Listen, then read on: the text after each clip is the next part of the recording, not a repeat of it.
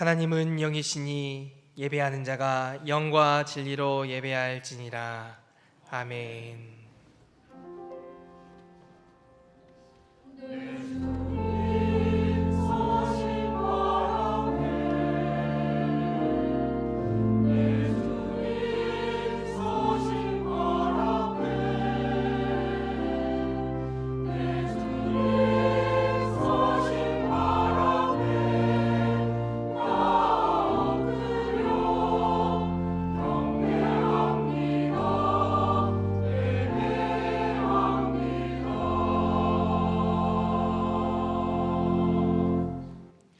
아버지 하나님 감사합니다. 2024년 신년 주일 예배로 하나님 앞에 나와 예배하게 하시니 감사합니다.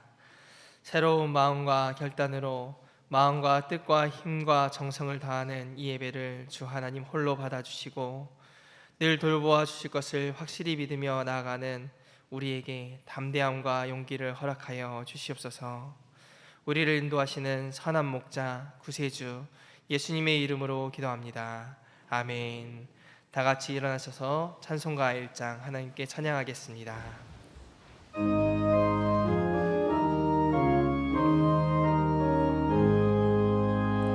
만복의 근원 하나님 온 백성 찬송 드리고 저 천사여 찬송하세. 찬송 성부 성자 성령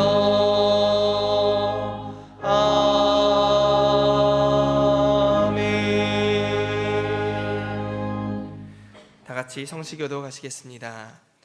보라, 내가 새 일을 행하리니 이제 나타낼 것이라.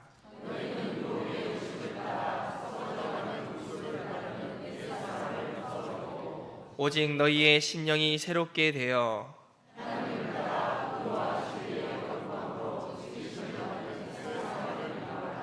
그런즉 누구든지 그리스도 안에 있으면 새로운 피조물이라. 새 계명을 너희에게 주노니 서로 사랑하라. 내가 너희를 사랑한 것 같이 너희도 서로 사랑하라. 아멘. 사도신경으로 우리의 신앙을 고백하겠습니다. 나는 전능하신 아버지 하나님 천지의 창조주를 믿습니다. 나는 그의 유일하신 아들 우리 주 예수 그리스도를 믿습니다. 그는 성령으로 잉태되어 동정녀 마리아에게서 나시고 본디오 빌라도에게 고난을 받아 십자가에 못 박혀 죽으시고 장사된 지 사흘 만에 죽은 자 가운데서 다시 살아나셨으며 하늘에 오르시어 전능하신 아버지 하나님 우편에 앉아 계시다가 거기로부터 살아있는 자와 죽은 자를 심판하러 오십니다. 나는 성령을 믿으며 거룩한 공교회와 성도의 교제와 죄를 용서받는 것과 몸의 부활과 영생을 믿습니다. 아멘. 찬송가 552장 찬양하겠습니다.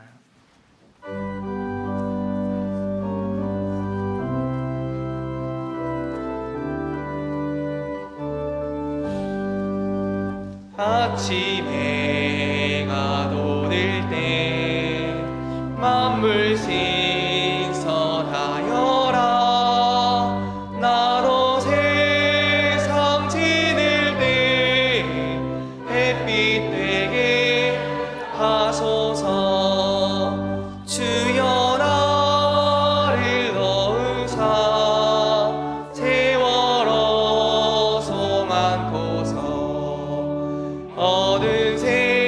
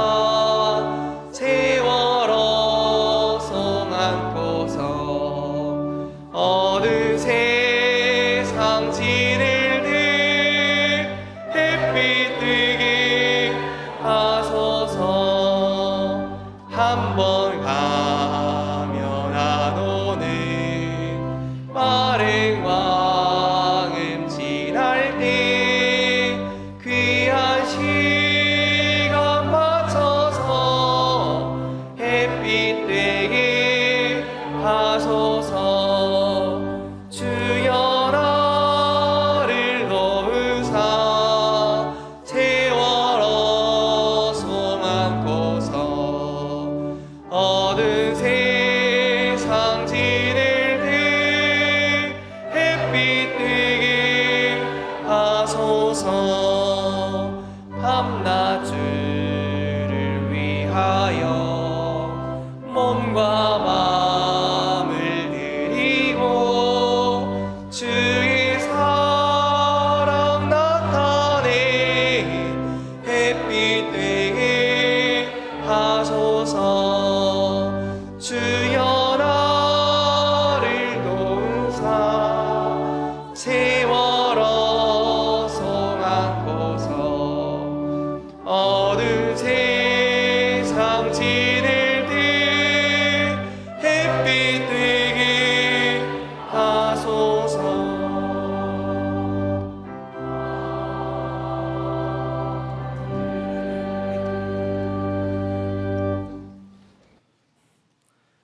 역사의 주관자시며 저희 생사복을 주관하시는 하나님 아버지, 영원토록 영광과 찬양, 경배를 받으시옵소서. 죄로 인해 죽을 수밖에 없는 저희들을 십자가 사랑으로 구원하시고 하나님을 아버지라 부를 수 있는 특권 주심에 감사를 드립니다. 지난해 주어진 삶의 울타리 안에서 나름 최선을 다해 살아왔으나 그 최선이 하나님의 뜻에 합당하였는지 이 시간 생각해 봅니다. 부족함과 잘못을 깨닫게 하시고 그 길에서 속히 벗어나게 하시옵소서. 사랑의 하나님, 이 모습 이대로 2024년을 맞이하게 하심에 감사를 드립니다. 시작된 새해 성령 하나님의 인도하심에 따라 내가 가진 것을 내려놓음을 통해 매일 성화되는 삶으로 살아가게 하시고 그 삶을 통해 가족과 이웃, 사회에 그리스도인의 선한 영향력을 펼쳐나갈 수 있도록 크신 은혜를 베풀어 주시옵소서. 천지를 창조하시고 보기에 좋았더라 하신 하나님, 인간의 편리함과 욕심에 인해 점차 오염되고 파괴된 지구촌을 긍휼히 여겨 주시옵소서. 마실 물과 먹을 음식이 절대 부족한 국가가 많이 있는 반면에 현재의 풍족함으로 과소비와 함께 버리는 국가도 있습니다. 어린아이와 부녀자가 전쟁으로 인해 죽어가는 나라도 있습니다. 특히 민족 간 극한의 대립으로 전쟁의 기운이 팽배해지는 이 땅도 있습니다. 이를 위해 지구촌의 모든 그리스도인이 성찰을 통해 기도 자리로 나아가게 하시고 행함을 통해 조금씩 세상을 변화시켜 나가기를 간절히 기도드립니다. 긍휼의 하나님, 용서해 주시는 은혜를 베풀어 주시옵소서. 더 깊이 복음 안으로, 더 멀리 세상 속으로란 표어를 가지고 2024년 신앙교회가 나아갑니다. 성부, 성자, 성령 하나님, 신앙교회 위에 함께 하시옵소서. 교회와 목회자, 교우들을 올바른 곳으로 인도해 주시옵소서.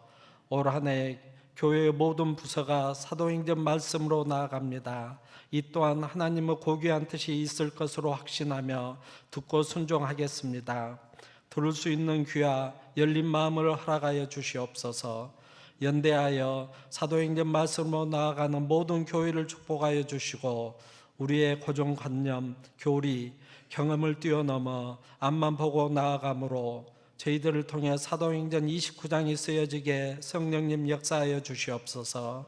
매주일 말씀 준비와 이를 선포하실 유인 목사님과 투명 중인 사모님, 영육관 더 강건하게 성령 하나님 붙잡아 주시옵소서.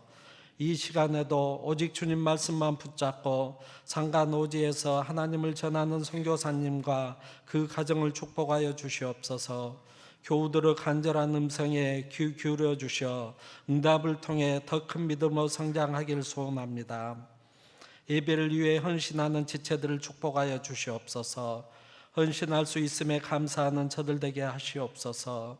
임마누엘 찬양대에 준비된 찬양에 우리의 마음을 합쳐 높으신 하나님을 찬양합니다. 홀로 찬양과 영광을 받아 주시옵소서. 다시 오시겠다 하신 예수님 이름으로 기도드립니다. 아멘.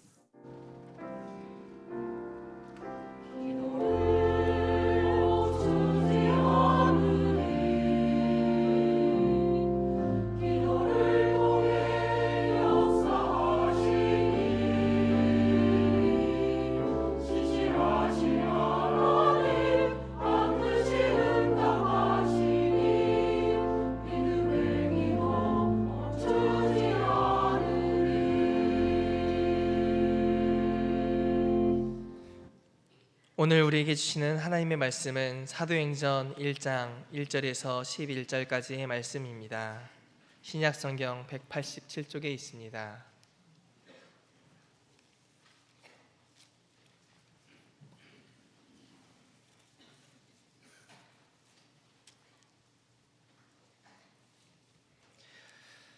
데오빌로여, 내가 먼저 쓴 글에는 무릇 예수께서 행하시며 가르치시기를 시작하신부터 그가 택하신 사도들에게 성령으로 명하시고 승천하신 날까지의 일을 기록하였노라. 그가 고난 받으신 후에 또한 그들에게 확실한 많은 증거로 친히 살아계심을 나타내사 40일 동안 그들에게 보이시며 하나님 나라의 일을 말씀하시니라. 사도와 함께 모이사 그들에게 분부하여 이르시되 예루살렘을 떠나지 말고 내게서 들은 바 아버지께서 약속하신 것을 기다리라. 요한은 물로 세례를 베풀었으나 너희는 몇 날이 못되어 성령으로 세례를 받으리라 하셨느니라. 그들이 모였을 때 예수께 여쭈어 이르되 주께서 이스라엘 나라를 회복하심이 이때니이까 하니 이르시되 때와 시기는 아버지께서 자기의 권한에 두셨으니 너희가 알 바 아니요 오직 성령이 너희에게 임하시면 너희가 권능을 받고 예루살렘과 온 유대와 사마리아와 땅 끝까지 이르러 내 증인이 되리라 하시니라. 이 말씀을 마치시고 그들이 보는데 올려져 가시니 구름이 그를 가리어 보이지 않게 하더라. 올라가실 때 제자들이 자세히 하늘을 쳐다보고 있는데 흰옷 입은 두 사람이 그들 곁에 서서 이르되 갈릴리 사람들아, 어찌하여 서서 하늘을 쳐다보느냐? 너희 가운데서 하늘로 올려지신 이 예수는 하늘로 가심을 본 그대로 오시리라 하였느니라. 아멘. 하나님께서 이 말씀을 통하여 우리에게 은혜 주시기 원합니다.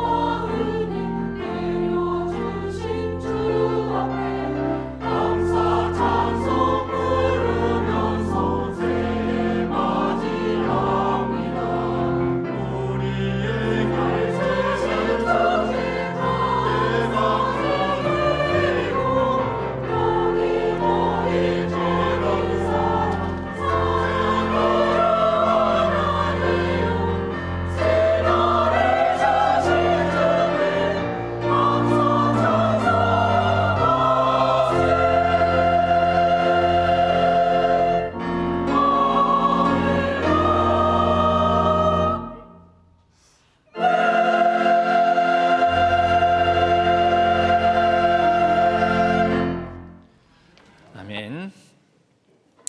2024년도에 첫 주일을 맞았습니다. 1년 만에 뵙는 분들도 있습니다. 2023년도도 지켜주신 하나님께서 24년도에도 우리에게 은혜와 평강 주시기를 원합니다. 우리 옆에 분들과 이렇게 인사 나누겠습니다. 주님의 은혜와 평강이 넘치는 한 해 되기를 바랍니다. 주님의 은혜와 평화가 강이 넘치는 24년도 한 해 되기를 바랍니다. 네. 잠깐 기도하겠습니다. 하나님 아버지, 우리를 23년도에도 인도하여 주시고 잘 마무리하게 하여 주시며 24년도를 이제 주 안에서 첫 주일을 맞이함으로 예배의 자리를 지켜서 하나님과 더불어 동행하게 하여 주시니 감사를 드립니다. 지난 세월들 지켜주심 같이 우리에게 다가올 24년도의 모든 일들 가운데 우리의 인생의 걸음걸음을 붙드시고 선하게 인도하여 주시옵소서. 24년도에 사도행전과 더불어 우리가 복음 안에 더 깊이 들어가며 그 깊이 있는 복음으로 말미암아 우리를 보내주신 세상 속에서 하나님의 뜻을 더 넓게 펼쳐내는 귀하고 복된 한 해가 되게 하여 주옵소서. 이제 말씀을 듣고자 합니다. 말씀 속에서 복음에 대해서 깊이 있게 이해할 수 있도록 성령 하나님께서 우리의 마음과 귀를 열어주시고 새겨주시고 또 온전히 말씀에 반응할 수 있도록 도와주시옵소서. 이 시간 성령 하나님께서 주관하여 주실 줄로 믿고 의지하오며 우리 주 예수 그리스도의 이름으로 간절히 기도하옵나이다. 아멘. 24년도에는 사도행전 말씀과 더불어 올 한 해 동안 주일 말씀을 함께 나누고 또 사도행전에 펼쳐지는 우리 복음의 역사들, 교회의 역사들, 선교의 역사들, 또 시대적 사명을 감당했던 그 많은 일들에 대해서 우리가 함께 나누면서 우리 교회에도 말씀의 도전을 받아 적용하여서 복음을 더 깊이 있게 이해하고 또 그 복음이 얼마나 우리의 사역들 또 보내주신 우리를 이 땅에 보내주신 그 사명을 얼마나 넓게 펼쳐 가시는지를 우리가 붙들고 또 결단하면서 순종의 걸음을 걷는 시간들 되었으면 합니다. 이 사도행전을 시작하면서 잠깐 사도행전이 어떤 이 전체 신약 성경 중에서 어떤 위치를 차지하고 있는지를 잠깐 살펴보아야 할 것 같습니다.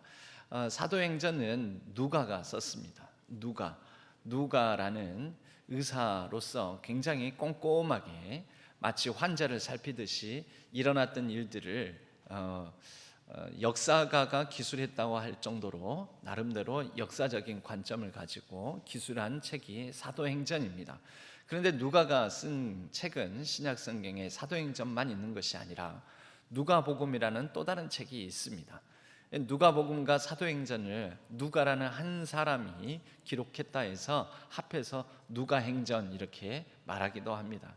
그런데 누가복음과 사도행전은 별도로 떨어진 책이 아니고요. 특별히 각 1장, 누가복음 1장, 사도행전 1장 첫 절에서는 이 책이 누구를 위해서 쓰여진 책인지를 드러내 보여주고 있다라는 것이지요. 사도행전 1장 1절 우리가 읽은 본문의 말씀에도 그렇습니다. 첫 절 뭐라고 되어 있냐면 데오빌로여 내가 먼저 쓴 글에는, 그러니까 데오빌로라는 사람에게 내가 먼저 쓴 글이 있다라는 거죠. 사도행전은 누가복음 연결편으로 쓰여진 거니까 내가 먼저 쓴 글은 어떤 책이겠습니까? 누가복음. 누가복음을 당신에게 썼는데 거기에서는 무릇 예수께서 행하시며 가르치시기를 시작하신부터 그가 택하신 사도들에게 성령으로 명하시고 승천하신 날까지의 일을 기록하였노라. 그러니까 누가복음 먼저 쓴 글에는 이런 내용들을 기록해 놓았다라는 거죠. 예수께서 행하시고 가르치시기를 시작하신부터 그가 택하신 사도들에게 성령으로 명하시고 승천하신 날까지의 일.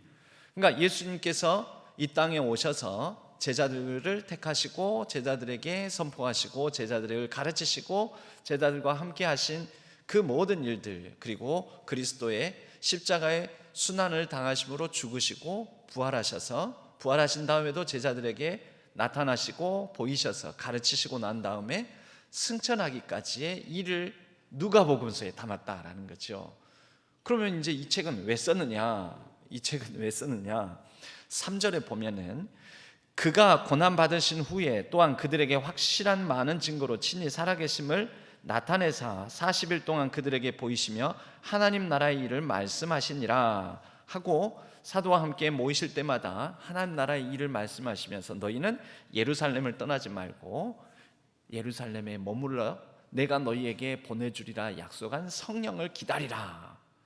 근데 예수님께서 이 말씀하시고 난 다음에 올라가셔 버렸거든요. 승천하셔서 올라가셔 버렸습니다. 그러면은 예수님이 승천하신 뒤에 일이 있어야 될 거 아닙니까? 분명 예수님께서 약속하신 성령 보내줄 것이다, 성령을 기다리라, 그러면 성령을 받은 이후의 일들이 있어야 될 텐데, 바로 성령 받은 이후의 일들, 이 일들이 사도행전이라는 것입니다. 그래서 누가복음은 예수 그리스도께서 이 땅에 계실 때의 일, 사도행전은 예수 그리스도께서 승천하신 뒤의 일, 이것을 합해서 전체를 놓고 보면 복음이란 예수께서 이 땅에 오셔서 하신 일뿐만 아니라 예수께서 내가 너희에게 보내어 주리라 하신 성령으로 말미암아 일어난 일, 여기까지를 다 합해서 우리는 복음의 역사, 이렇게 말할 수가 있겠습니다. 누가복음 1장 1절에 보면 우리 중에 이루어진 사실에 대하여 처음부터 목격자와 말씀에 일꾼낸 자들이 전하여 준 그대로 내력을 저술하려고 붓을 든 사람이 많은지라. 그러니까 복음서가 4개나 있겠지요. 우리에게 일어난 일, 곧 예수 그리스도께서 이 땅에 오셔서 하신 일, 가르치신 일, 이것을 기록한 사람들이 마태, 마가, 누가, 요한, 이렇게만 해서도 복음서가 4개가 있는 것입니다. 그 모든 일을 근원부터 자세히 미루어 살핀 나도, 누가도 데오빌로 각하에게 차례대로 써보내는 것이 좋은 줄 알았노니, 제가 지금 읽고 있는 건 누가복음 1장 1절에서 지금 3절까지를 읽었습니다. 이는 각하가 알고 있는 바를 더 확실하게 하려 함이로다. 그래서 누가는 이 데오빌로 각하라는 사람에게, 누가복음 1장에서는 데오빌로를 각하라고 굉장히 존칭을 써서 표현하고 있죠. 예전에는 대통령 각하 그랬습니다. 그러니까 이 각이라는 게, 그 각하라는 표현이 제가 알기로는 이렇게 높은 사람들은 예전에 보면은 요 윗단에 올라가 있지 않습니까? 윗단에 올라가 있으니까 그 윗단에 올라간 사람을 높이면서 그 밑에 있는, 그러니까 그 각이에요. 각, 전각, 예를 들면 정각, 각이에요. 그 각, 정각, 각 위에 있는 사람을 향해서 각하하는 것은 나는 그 사람 밑에 있는 사람이다 라는 의미로서 상대방을 높이는 것입니다. 그러니까 이런 극존칭 표현을 쓰고 있는데, 특별한 것은 누가복음에서는 처음 글을 쓸 때에는 데오빌로 각하라고 표현하면서 높이고 있는데, 사도행전을 보니까 사도행전 첫 절 한번 보십시오. 뭐라고 되어 있습니까? 데오빌로여. 이제 좀 말이 짧아졌죠. 반말입니다. 왜 그렇게 됐을까요? 누가복음서 이후부터 이제 그 사람과의 관계가 더 친밀해졌다, 이렇게 말할 수도 있지 않겠습니까? 복음이 깊어지면 상대방과 더불어 위계, 수직적 질서, 이런 것을 따지는 게 아니라 점점 더 하나님의 친구, 하나님의 가족이 되어가면서 서로 좀 더 친밀한 그런 좀 더 친구되는 관계를 맺게 되는 것이죠. 그런 변화를 우리는 이 바로 데오빌로라는 사람에 대해서 쓰인 호칭을 보면서도 이게 복음의 변화 아닌가, 이렇게 생각해 볼 수도 있습니다. 이 데오빌로라는 사람이 그럼 누군가? 이 데오빌로라는 사람이 실제하는 실존 인물인가에 대해서 이 학자들 가운데 논란이 있습니다. 그런데 데오빌로라는 이 이름의 뜻을 한번 살펴보면, 이 사람이 실제했든 실제하지 않았든, 어떤 특정한 인물이든 아니면 어떤 다수의 사람들을 가리키든 그 의미를 살펴보면 우리에게 이 이름의 뜻이 전해주는 또 의미가 있습니다. 데오빌로라는 것은요, 데오가 바로 테오스, 하나님 또는 신을 뜻하는 말입니다. 빌로라는 필로스, 사랑, 친구 관계의 사랑 또는 우애, 이런 식의 사랑을 나타내는 말입니다. 합하면 뭐가 될까요? 데오스, 필로스, 합해서 신, 하나님, 또 사랑, 하나님을 사랑하는 자, 하나님을 사랑하는 자, 신을 사랑하는 자, 또는 하나님의 친구된 자, 이렇게 말할 수가 있습니다. 우리는 이 뒤에 데오 데오빌로 할 때 이 필로라는 단어, 이 하나의 의미, 어근을요 다른 데서도 우리가 살펴볼 수 있습니다. 미국에 가면 큰 대도시 중에 하나가 필라델피아라는 대도시가 있습니다. 들어보셨습니까? 필라델피아 들어보셨죠? 예, 필라델피아의 필라가 바로 필로, 이 말하고 똑같은 단어입니다. 그러니까 필로는 뭐라고요? 사랑. 근데 뒤에 델피아는 아델포스, 형제들, 우리 형제 자매 이러지 않습니까? 그러니까 형제를 사랑하는 자들의 도시, 형제 사랑의 도시라는 의미가 빌라델피아인 것입니다. 우리가 또 이런 이 필로를 쓰는 단어를 익숙하게 접할 수 있다면 철학을 뜻하는 영어 단어가 필로소피라는 단어를 씁니다. 필로는 사랑, 소피아 지혜를 뜻합니다. 지혜를 사랑하는 학문, 지혜를 사랑한다 해서 철학이 바로 영어로 필로소피라는 단어로 쓰여집니다. 바로 이 데오빌로 이 사람은 실제 하는 인물일 수도 있지만 하나님을 사랑하는 자, 하나님을 친구 삼아 하나님과 더불어 이런 친밀한 교제를 나누는 사람, 그런 사람 한 사람일 수도 있고 그런 무리들일 수도 있겠죠. 여기에 있는 우리 신안의 성도님들은 그런 면에서 보면은 데오빌로이십니까? 즉 하나님을 사랑하는 분들이십니까? 하나님을 사랑하는 자들 맞으십니까? 성가대만 데오빌로이신 것 같습니다. 하나님을 사랑하는 자, 그 뜻대로 부르심을 받은 자들, 바로 우리 신안의 모든 성도님이신 줄로 믿습니다. 바로 하나님을 사랑한 자, 그 뜻대로 부르심을 받은 자들에게는 모든 것이 합력하여 선을 이루시느니라. 하나님께서 그 선을 이루시기 위하여, 그리스도 예수 안에서 착한 뜻을 이루시기 위하여 2024년도에도 우리 신안의 모든 성도님들을 불러주시고 우리로 데오빌로, 곧 이 사도행전이 전해준 이 말씀을 듣게 하신 줄로 믿습니다. 이 말씀을 듣고 올해 24년도에도 하나님의 뜻대로 부르심을 받아 우리가 데오빌로로서 이 말씀을 듣고 반응함으로 하나님의 놀라운 뜻을 이루어가는, 합력하여 선을 이루어가는 24년도 한 해가 되기를 바랍니다. 바로 그런 사람들에게 누가가, 그러면 데오빌로가 한 사람일 수도 있겠지요. 어떤 특정한 한 사람일 수도 있겠지요. 그러나 이런 별명을 가진 다수의 사람들일 수도 있습니다. 이런 마음을 가진 여러 명일 수도 있는 것이지요. 그렇게 보면은 저도 데오빌로입니다. 여러분들도 데오빌로입니다. 하나님의 친구가 되고 싶어하는 분들, 하나님과 더욱더 친밀한 관계를 맺고 싶어하는 사람들, 하나님을 사랑하는 사람들, 저와 여러분 우리 모두가 그런 의미에서 이 사도행전의 말씀을 듣는, 누가가 우리에게, 우리 각자의 데오빌로들에게 쓴 책이 바로 사도행전임을 믿고 이 말씀을 받드는 올 한 해 24년도가 되기를 바랍니다. 그런 데오빌로에게 이렇게 예수 그리스도로 말미암은 복음의 역사, 누가복음, 그리고 예수 그리스도 승천 이후에 성령으로 말미암아 이루어가는 예수 그리스도께서 전하여 주시고 약속해 주셨고, 또 예수 그리스도께서 이 땅에서 하신 일들을 살아내는 사람들의 그러한 걸음걸음, 그게 사도행전이다. 여러분, 여기에서 우리는 복음에 관한 세 가지 내용들을 정리해 보면서 우리 올 한 해를 사도행전으로 시작하는 그 어떤 서론의 말씀, 총론이자 서론의 말씀을 우리가 한번 새겨보았으면 합니다. 먼저 첫 번째로는요, 복음, 기쁜 소식, 좋은 소식이지 않습니까? 예수 그리스도께서 하나님의 나라를 실현하셨다라는 소식입니다. 너무 자주 들은 것 같지요? 근데 여러분, 너무 중요한 것은 매주 자주 들어도 아무리 강조해도 지나치지 않습니다.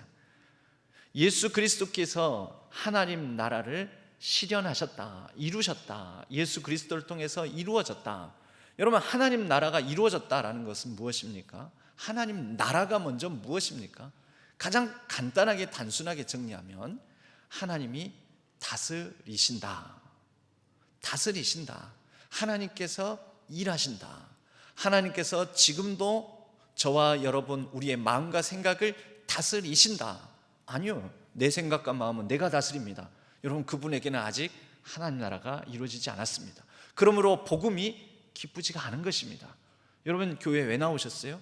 하나님이 여러분 다스리시니까, 하나님이 내 삶을 다스리신다 라고 믿으시니까 이 귀한 시간, 요즘 들어서는 주일마다 눈이 와요. 주일마다 눈이 오는데 번거로운데도 이 시간들을 쪼개서 나오신 것 아니겠습니까? 하나님께서 다스리신다라고 우리는 믿기 때문입니다. 여러분, 때로는 힘들고 어려운 일이 생겨도 우리가 견디고 버텨내는 힘과 능력이 어디에서 있습니까? 힘들고 어려워요, 나는. 그러나 이 일을 통해서 하나님께서 다스리실 것이다. 다스리신다. 23년도에 하나님께서 여러분들의 삶을 다스리셨습니다. 믿으십니까? 믿으시면 아멘. 24년도에도 하나님께서 저와 여러분의 우리의 삶을 다스리실 것입니다. 믿으십니까? 예. 하나님께서 저희들의 슬픔과 고통, 아픔과 연약함, 부족함, 또 다 이루지 못한 일들, 우리의 모든 계획 걸음걸음 위에 하나님께서 함께 하시고 다스리실 줄로 믿습니다. 여러분, 예수 그리스도의 생애를 크게 보면은 네 가지로 정리할 수가 있습니다. 네 가지. 먼저 이 땅에 오심. 그러니까 예수 그리스도의 강림, 강생, 탄생, 단어는 여러 가지가 쓸 수 있겠지만 그냥 한 단어로 쓰겠습니다. 예수 그리스도의 강림, 이 땅에 오심이요, 강림. 그다음 두 번째가 뭐가 있을까요? 사셨죠. 사셨는데 십자가의 고난, 죽으심. 십자가의 고난, 죽으심. 세 번째는 뭐가 있을까요? 부활하심. 십자가의 그 죽음을 이기시고 무덤을 이기시고 부활하셨죠. 그 다음에 예수 그리스도의 재림이요? 아직 재림 안 일어났는데 예수 그리스도의 승천. 누가복음 전체를 정리하면요, 예수 그리스도의 이 땅의 강림으로, 예수 그리스도의 승천으로 끝납니다. 강림으로 시작해서 승천으로. 그런데 한번 생각해 보십시오. 이 예수 그리스도의 강림, 태어나심부터 죽으시고 부활하시고 그리고 승천하시기까지 복음서의 모든 기록은 예수 그리스도께서 실행하신 거긴 하지만, 그러나 이 모든 일들의 배후에 누가 계신다라고 말씀하냐면 하나님이 하셨다라고 말씀합니다. 예수님께서 나 이 세상에 태어나야지, 내가 마리아의 뱃속에서 잉태되어서 10달 있다가 짠하고 내가 나와야지, 그렇게 나오셨습니까?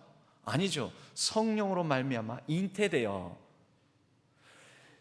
그리고 예수 그리스도께서 이 땅에 오시는 것은 하나님의 계획과 하나님의 섭리 가운데 하나님에 의해서, 예수 그리스도께서 십자가에 죽으셨어요. 나 이제 십자가에 달려 죽을 때가 됐으니까 죽어야지 하고 죽으셨습니까? 아니죠. 내가 죽어야지가 아니라 죽임 당하셨습니다. 내가 이제 부활해야지 해가지고 부활하신 게 아니라 부활되신 겁니다. 하나님께서 그를 죽음, 무덤에서 일으키시고, 그리고 예수 그리스도께서 나 이제 하늘로 올라가야지 하고 올라가신 게 아니고 하나님에 의해서 올려지셨다. 성경의 표현들은 묘하게 그렇게 표현합니다. 분명 예수님께서 실행하셨는데, 하셨는데 예수님께서 하신 게 아니고 되셨다, 되어졌다, 이런 수동형 표현들을 계속해서 쓰고 있다라는 것입니다.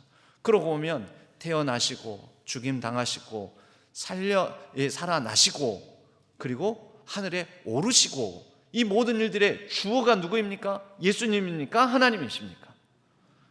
예수님의 생애 전체를 요약해서 보면 결국 한마디로 말하자면 하나님께서 행하셨다, 하나님께서 이루신다, 하나님께서 다스리신다. 그러므로 예수님을 통하여서 우리에게는 하나님 나라가 임하였다라고 하는 것입니다. 예수님의 삶을 통해서 보면 태어남, 강림부터 죽음, 부활, 승천까지, 그러면 우리의 삶도요, 이 땅에 태어났고, 여러분 태어나시려고 태어나셨습니까? 이런 삶을 살아가시려고 물론 우리가 순간순간에 선택을 하지만 이런 삶을 여러분들이 선택하셨습니까? 이제 죽는 날도 여러분들이 선택하는 거 아닙니다. 그렇죠? 우리의 인생에 하나님의 섭리가 깃들고 하나님께서 다스리시고 하나님께서 함께 하시고 무엇을 보면요, 예수 그리스도 하나님의 아들 예수 그리스도의 삶을 통해서도 보면요, 그래서 그런 예수 그리스도의 태어나심부터 죽으심, 부활하심, 승천하심에 각각의 의미가 있잖아요.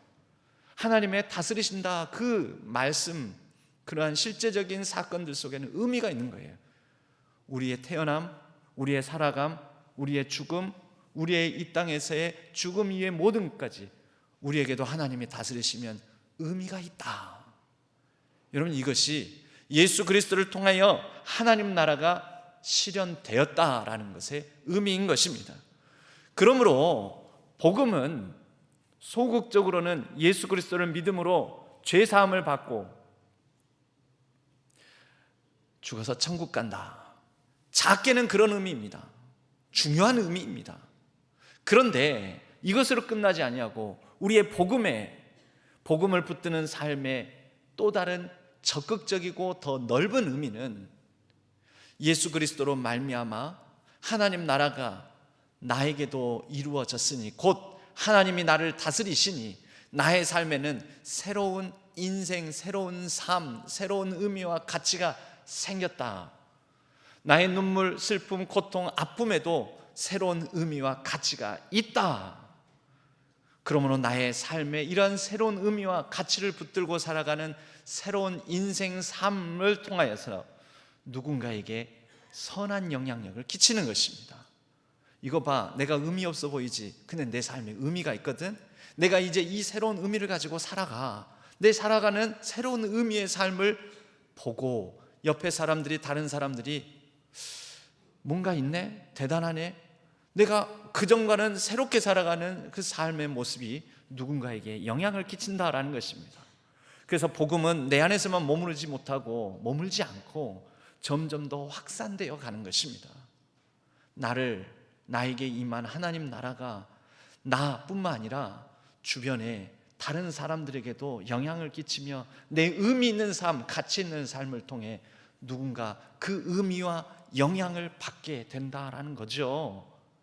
24년도에는 저와 여러분의 복음 안에서의 의미 있고 가치 있는 삶이 누군가에게 나도 모르게 영향을 끼치고, 또 내가 복음을 더욱더 깊이 있게 붙들므로 변화된 나의 삶의 의미와 가치가 누군가에게 덕을 끼치고 나누어주고 복되게 살아가는 역사가 펼쳐지기를 바랍니다.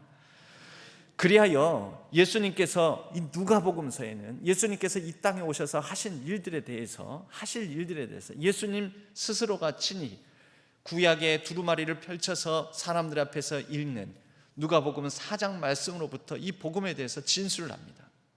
누가복음 4장 18절 19절에 보면 주의 성령이 내게 임하셨으니 이는 가난한 자에게 복음을 전하게 하시려고. 여러분, 주의 성령이 임하셔서 가난한 자에게 전하는 복음, 즉 복음에 더 깊이 있게 만든다라는 것이죠. 그런데 구체적인 내용으로는요, 복음 안에서 깊어지면, 즉 소극적 의미에서 벗어나 내가 복받았다, 내가 복음 안에 거한다, 내가 구원받았다, 이것이 더 깊어지면 어떻게 되냐면 포로된 자에게 자유를, 눈먼 자를 다시 보게 하며 눌린 자를 자유롭게 하고 확장되어 가는 것이죠. 더 세상 속에 포로된 자, 세상 속에 눈먼 자, 세상 속에서 갇힌 자, 눌린 자들, 그들을 자유롭게 하고 주의 은혜의 해를 전파하게 하려 하심이라. 주의 은혜의 해, 기쁨의 해, 희년을 뜻합니다. 그 기쁨이 나에게서 머물지 아니하고, 나 은혜 받았어, 나 복 받았어, 나 구원 받았어, 나 이제 천국 하나님 나라를 받았어, 거기서 끝나는 것이 아니라 사람들에게 이 기쁨을 나눠주게 된다라는 것입니다. 이런 복음의 놀라운 역사가 올 한 해 깊어지고 넓어지는 역사가 펼쳐지기를 바랍니다.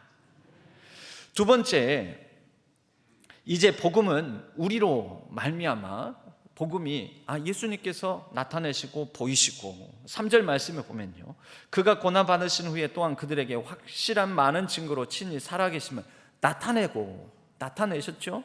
40일 동안 그들에게 보이시며 나타내고 보이신 거예요.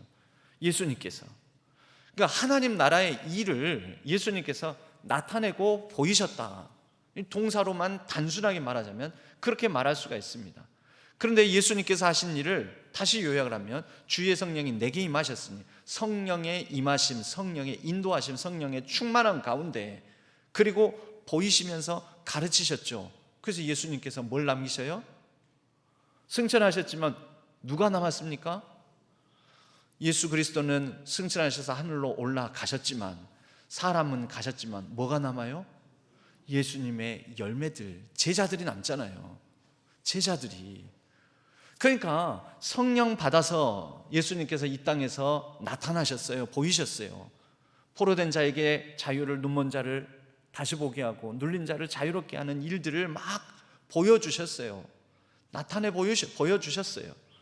그리고 난 다음에 남기신 것은 그러한 일을 계속해서 해라고 제자들을 삼으셔서 3년 동안 훈련시키셔서 남겨놓으신 거죠. 그런데 제자들이 아직 못 움직여요. 못 움직이니까 너희들에게 세임과 능력을 주실 성령을 기다려라. 성령을 받으면 내가 너희들에게 나타나 보여주었던 것을 너희들도 나타내고 보여주는 삶을 살아갈 것이다.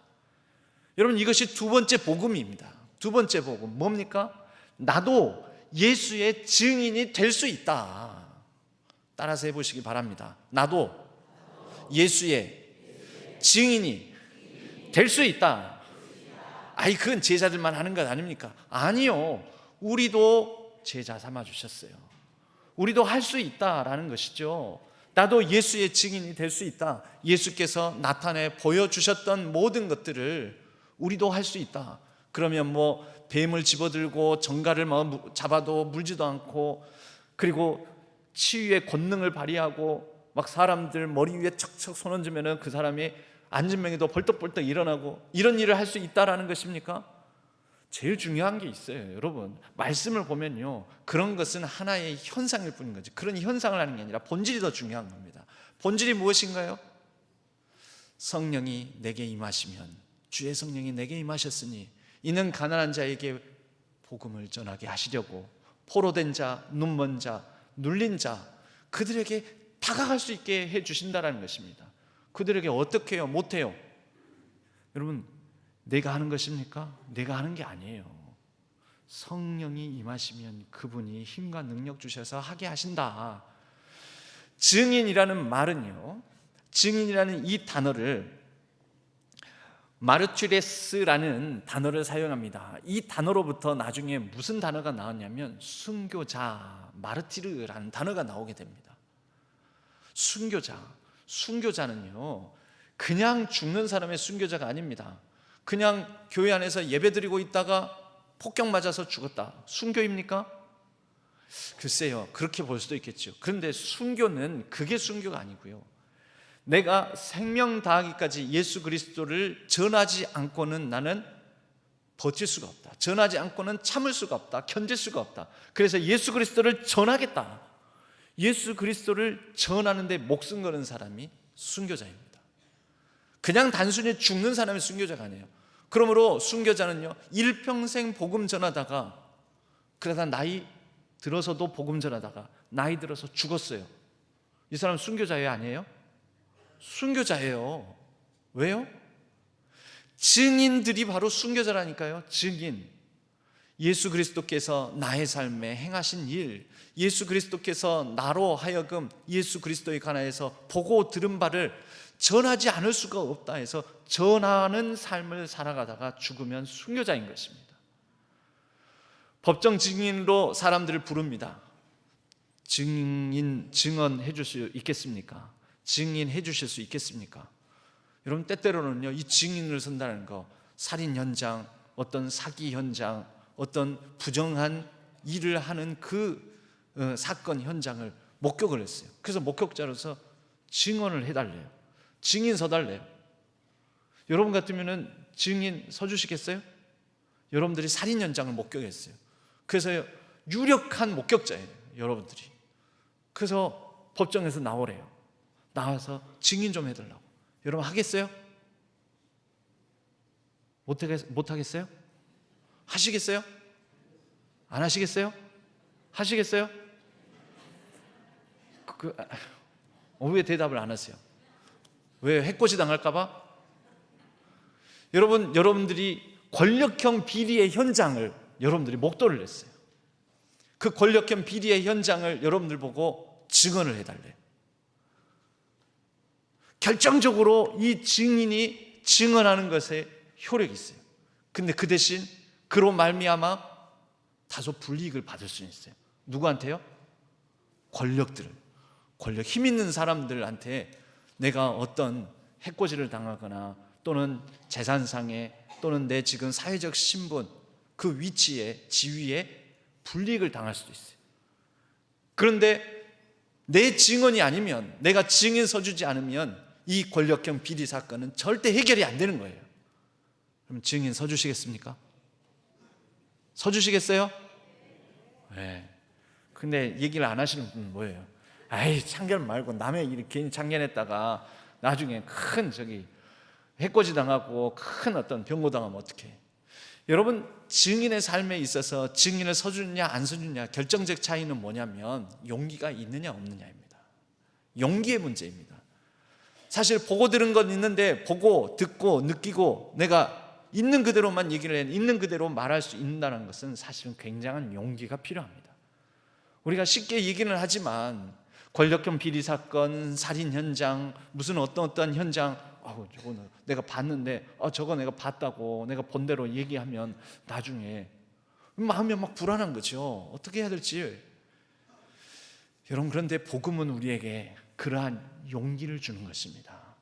예수께서 하신 일, 예수께서 행하시고 이 땅에서 펼치신 모든 일들에 대해서 우리를 증인 삼아 주신다는 것은 우리에게 담대한 용기도 같이 주신다라는 의미입니다. 정직할 수 있는 용기, 진실할 수 있는 용기, 본대로 겪은 대로 정직하게 사실대로 말할 수 있는 용기, 그 용기와 힘이 어디에 있습니까? 복음에 있습니다. 복음에. 사도행전은 우리에게 그것을 보여주는 거예요. 스데반 집사가 돌에 맞으면서도 어떤 사람은 그렇게 얘기하대요. 성경의 최초의 석사학위를 받은 사람이 스데반이라는 거예요. 돌석자, 죽을 사자. 돌에 맞아 죽었으니까 최초의 석사가 스데반이라는 거죠. 여러분, 돌에 맞아 죽으면서도 나는 본대로 사실대로 예수 그리스도를 말하지 않을 수가 없다. 그 사람이 석사 스데반 집사 아니겠습니까? 여러분, 왜 그가 그렇게 했겠습니까? 거침없이 담대하게 정직하게 예수 그리스도를 전하는 그 사도행전은 이런 사람들의 역사로 가득합니다. 그 다음에는 12장에 가면은 이제 사도들 중에서 최초의 순교자가 나오죠. 야고보 헤롯의 칼에 의해서 죽임 당합니다. 그리고 그 다음부터는 바울이 바톤을 넘겨받아서 거침없이 담대히 사도행전 28장 31절 마지막 장절에는 이렇게 말씀합니다. 하나님 나라를 전파하며 주 예수 그리스도에 관한 모든 것을 누가요? 사도 바울이 담대하게 거침없이 가르치더라. 여러분, 그가 지금 로마에 갇혀가지고 이제 죽을 날만 기다리고 있는 것입니다. 그런데 담대하게 거침없이. 그들만 합니까? 아니요. 사도행전이 우리에게 전해주는 복음, 누가가 사도행전을 통해서 우리에게 전해준 복음, 두 번째는 우리도 예수 그리스도의 증인이 될 수 있다라는 것입니다. 세 번째, 그런데 이 복음에 관한 놀라운 소식이 있습니다. 그 모든 복음에 관한 사명 소명을 내 힘과 능력으로 나 혼자 완수하는 것이 아니라 성령의 권능으로 한다라는 것입니다. 사도행전 1장 8절, 오직 성령이 너희에게 임하시면, 우리가 이걸 많이 암송하기도 하죠. 뭐라고 말씀합니까? 오직 성령이 너희에게 임하시면 너희가 뭘 받고요? 권능을 받고. 여러분, 우리 혼자서 일하도록 하시지 않습니다. 내가 할 수 없는 용기를 발휘하라고 하는 것이 아닙니다. 그 용기, 담대함을 누가 주십니까? 성령께서. 고아와 같이 우리를 버려두시지 않는다. 그래서 고아와 같이 우리를 버려두시지 아니하고 곁에 함께 동행하시며 도우시고 보호하시고 지키시고 은혜를 주시는 분, 성령 하나님, 여러분, 그 약속을 예수님께서 먼저 주셨습니다. 오늘 4절 말씀에 보면 사도와 함께 모이사 그들에게 분부하여 이르시되 예루살렘을 떠나지 말고 내게서 들은 바 아버지께서 약속하신 것을 기다리라. 그리고 예수님께서 약속하신 대로 기다리면 받는다라고 하셨습니다. 여러분, 이것이 복음입니다. 기다리라, 사모하라, 성령을 구하라. 구하면 구하는 자에게 가장 좋은 것으로 주시지 않겠느냐. 그 가장 좋은 것이 무엇입니까? 성령을 너희에게 주시지 않겠느냐. 그럼 그 성령이 우리에게 임하면, 우리 신앙교회에 성령이 임하면, 그 성령님이 우리 신앙교회에 충만하면 우리가 권능을 받고 예루살렘과 온 유대와 사마리아와 땅끝까지 이르러 증인이 될 것입니다. 담대하게 거침없이 우리는 전하고 나눌 수 있을 것입니다. 여러분, 이 시작이 누구에게요? 누가는 일단 데오빌로라는 이 한 사람에게 집중을 합니다. 이 사람이 한 사람일지 아니면 다수일지, 오늘 2000년이 지난 오늘날의 현재의 저와 여러분, 이 각자의 하나님을 사랑하는 자 데오빌로일지, 여러분, 그런데 누가는 일단 이 한 사람에게 집중합니다. 여러분, 올 한 해 저와 여러분이 성령을 구하고 성령의 충만하여서 한 사람에게 집중하기를 바랍니다. 여러분, 한 사람을 통해서 온 세계의 복음을 전하는 것입니다. 그 한 사람, 보통은요 한 사람을 무시하고 온 세계로 먼저 나가는 사람들이 있어요. 온 열방에, 보통 온 열방 모든 사람들에게 나는 복음을 전하는 증인이 되겠다, 그렇게 구하는 분들은요 사실 아무것도 안 합니다. 아무것도 안 하는 것입니다. 보통 어떻게 시작하냐면요, 모든 역사는 한 사람으로부터 시작하고요, 모든 좋은 일은 내가 한 사람에게 증인되어야 되겠다, 한 사람에게 전해야 되겠다. 그 한 사람에게 누가처럼 데오빌로, 이 한 사람에게 서술한 누가복음과 사도행전이 모든 이들을 향한 하나님의 복음서가 되지 않았습니까? 저와 여러분, 올 한 해 하나님, 내가 한 사람을 변화시킬 수 있는 복음의 증거자로 준비되게 해 주옵소서. 그리고 그 한 사람을 변화시킬 수 있는 성령의 능력을 허락하여 주옵소서.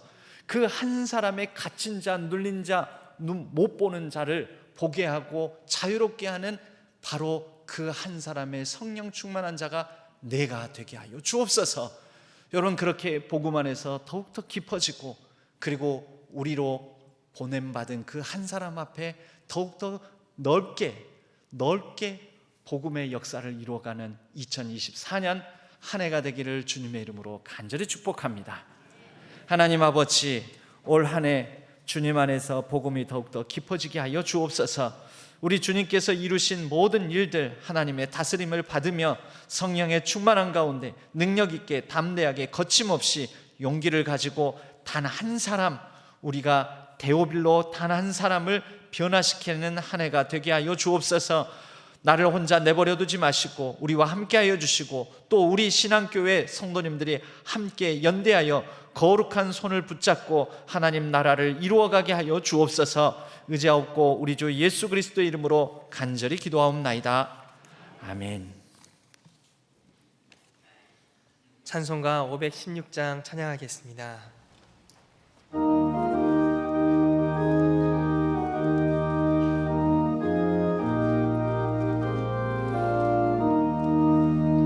오랜 길 따르라 의의 길을, 세계 만민을 잠든 길, 이 길 따라서 살기를 온 세계에 전하세.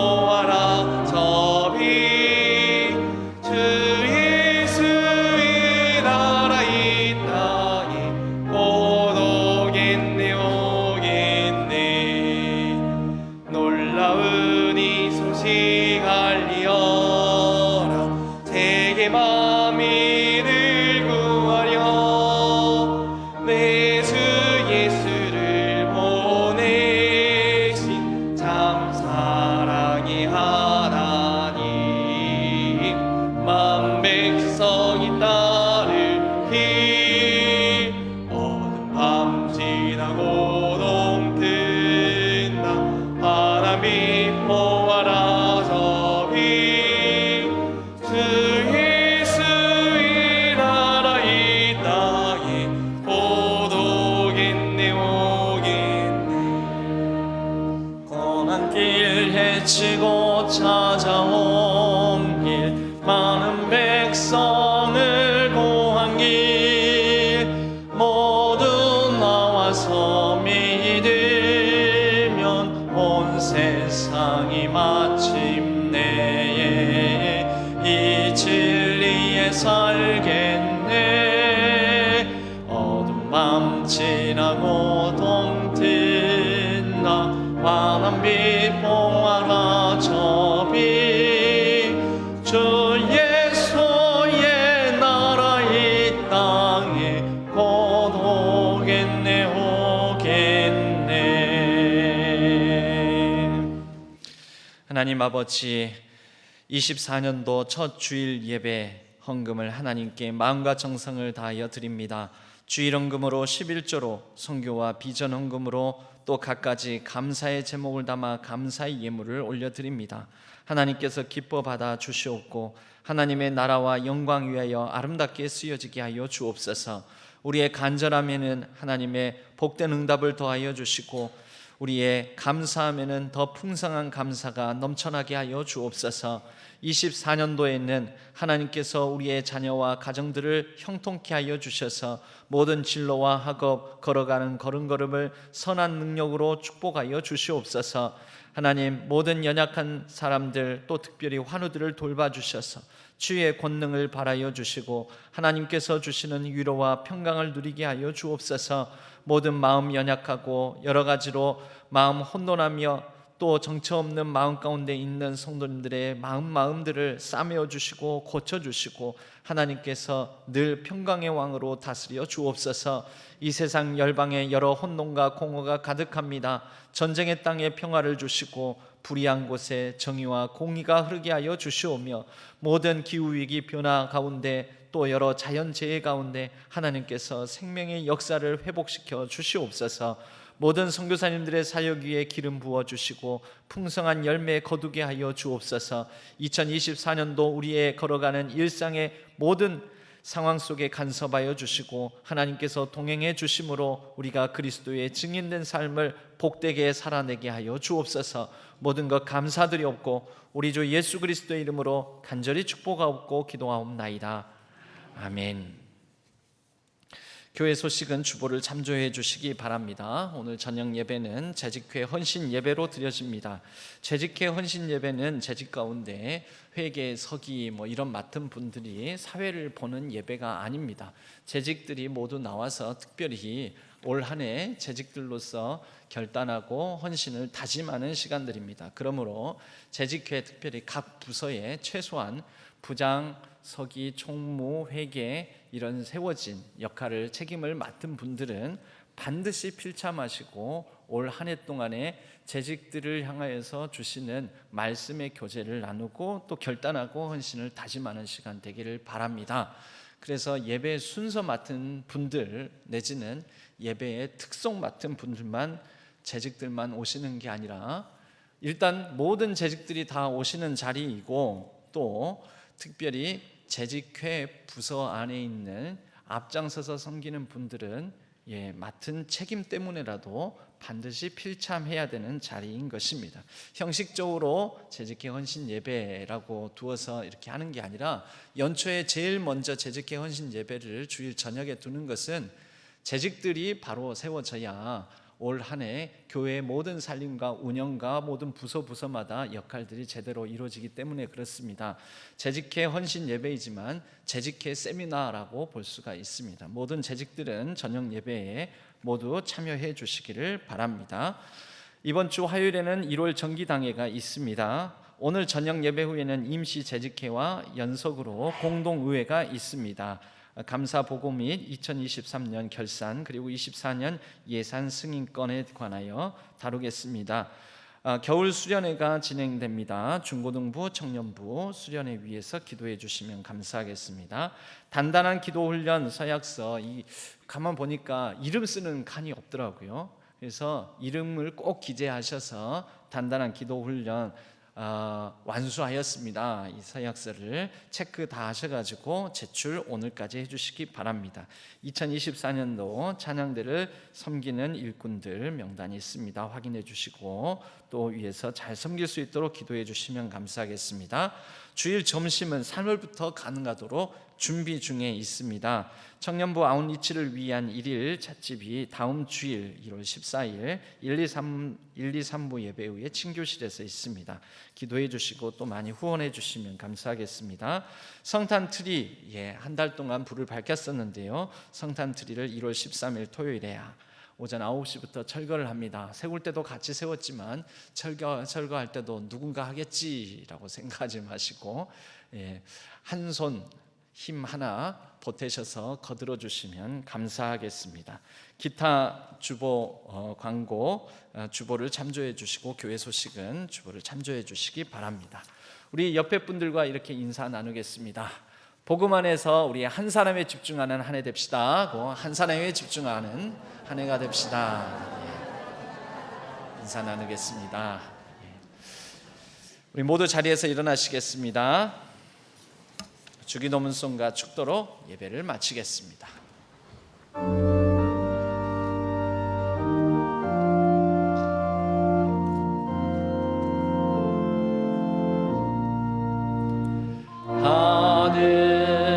하늘에 계신 아버지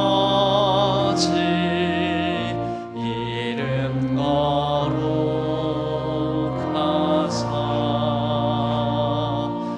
주님 나라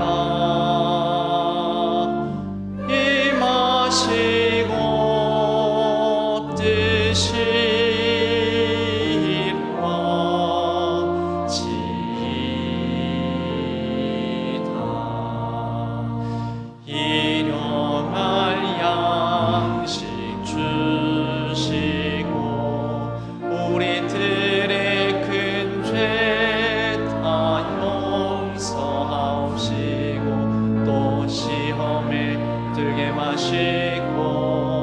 악에서 구원하소서. 대개 주의 나라 주의 권세 주의 영광 영원히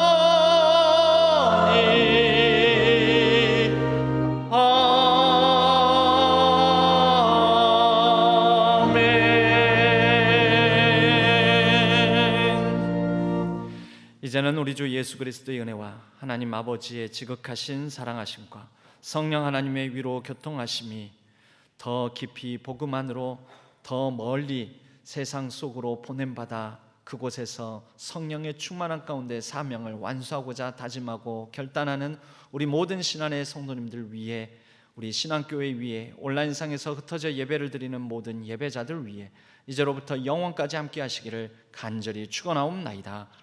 아멘.